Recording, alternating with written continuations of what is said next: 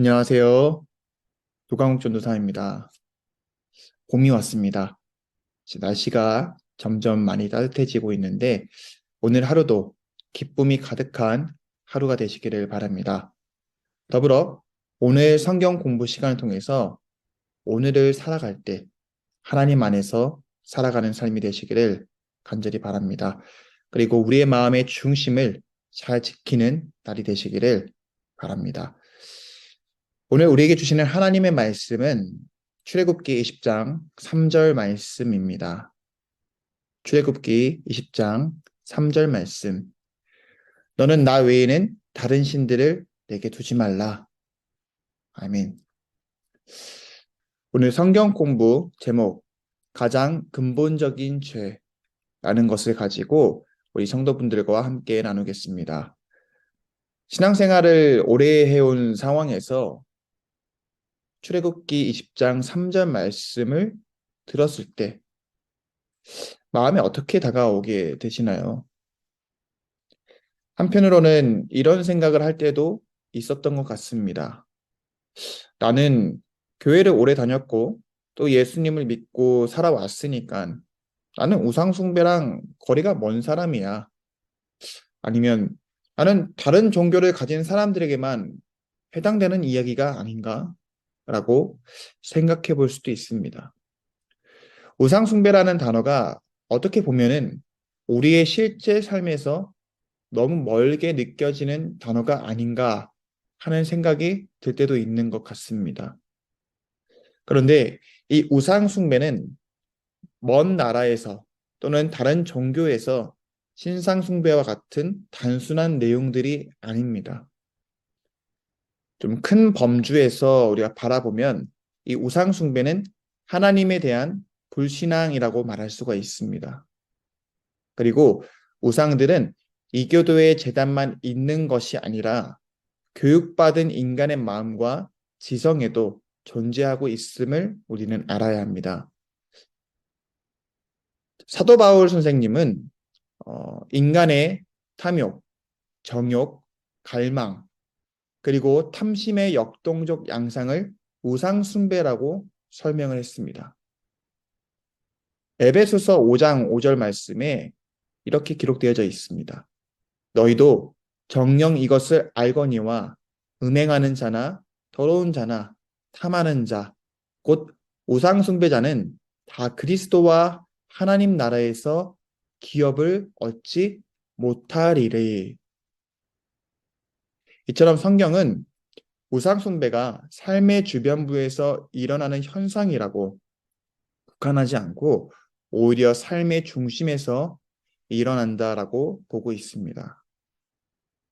자, 그렇다면 성경의 많은 스토리에서 우상 숭배에 관한 내용들이 많이 등장하고 있는데 오늘 저와 같이 함께 살펴보겠습니다.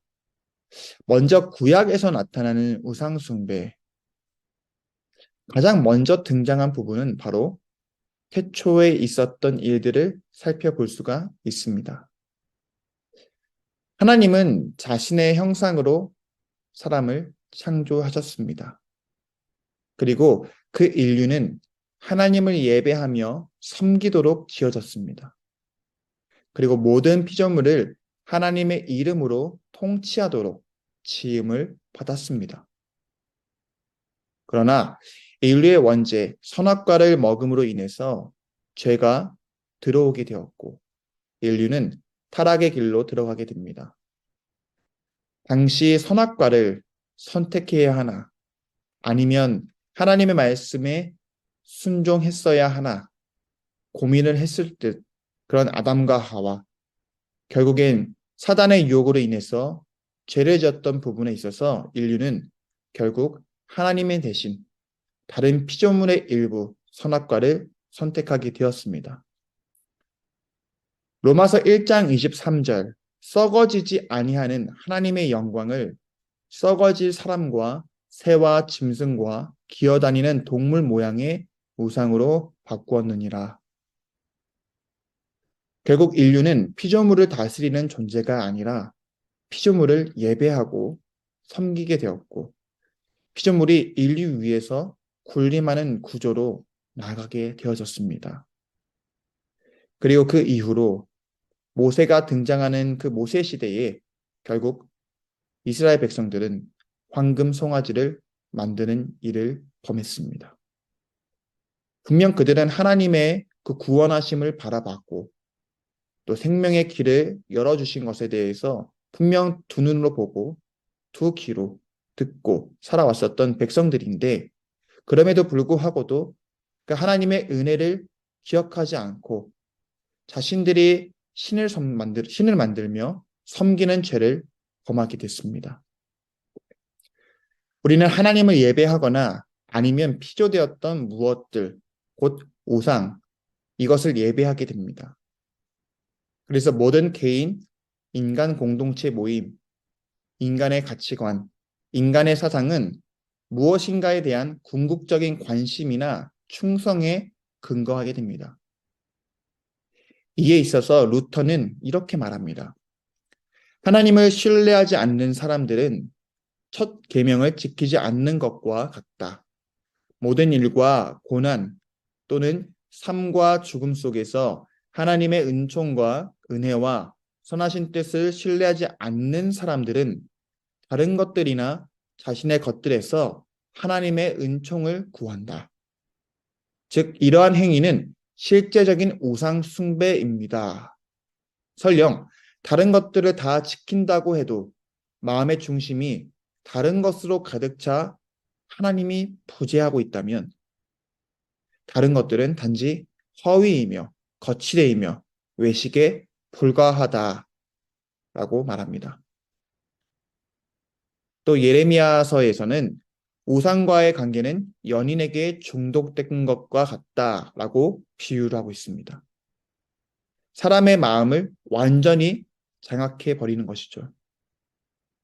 이에 있어서 저술가 레베카 피벗은 이렇게 말합니다. 무엇이 우리를 지배 혹은 통제하든지 그것이 우리의 주인이다.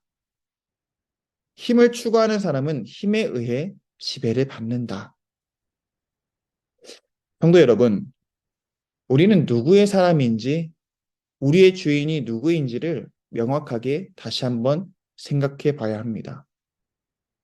우리의 주인은 우리에게 생명을 주신 하나님이십니다. 그 하나님께서 우리의 삶의 주인이 되셔야 합니다. 다음으로 우리 신약으로 넘어가게 되면 에피수미아이라는 단어가 나옵니다. 이는 지나친 욕망들이라는 의미입니다. 바로 모든 죄의 뿌리는 대상을 향한 지나친 욕망에 있음을 알아야 합니다. 정도를 벗어난 욕망들은 우리가 그리스도 안에 의로움과 구원을 찾지 않고 우상을 의지하기 때문에 생겨나게 됩니다. 자, 그렇다면 우리는 앞으로 어떻게 신앙생활을 해야 할까요? 바로 예수 그리스도의 성품을 닮아가야 하는 삶을 살아가야 합니다. 그 대표적인 예로는 성령의 열매를 다루는 갈라디아서 5장 22절에서 26절에 기록되어져 있습니다. 그 성령의 열매를 우리의 삶에서 맺어지시기를 주님의 이름으로 축복합니다. 더불어 구원받은 사실을 우리가 기억하면 크신 은혜 안에 머물 수 있고 또 그러한 삶을 살아갈 수가 있습니다. 성도 여러분, 그런 삶을 살아가며 우리의 모든 것을 내려놓는 삶이 되시기를 바랍니다. 로마서 1장 21절 말씀은 하나님은 알되 하나님을 영화롭게도 아니하며 감사하지도 아니하고 오히려 그 생각이 허망하여지며 미련한 마음이 어두워졌나니 라고 기록되어져 있습니다.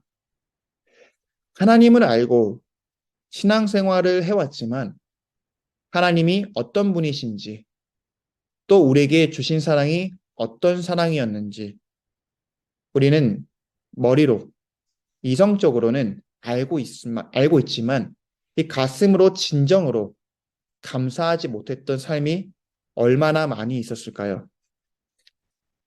마음의 중심에 정말로 하나님을 위해서 살아가고 있었는지, 아니면 내가 바라는 어떤 대상, 가치, 성공, 인생의 바램들이 내 마음에 가득 차 있어서 하나님을 온전히 바라보지 못한 우리의 모습은 없었는지를 다시 한번 돌아보시기를 바랍니다. 모든 것을 가졌다 한들 그 안에 하나님이 계시지 않는다면 썩어 없어질 인생에서 그저 잠시 누리는 삶입니다.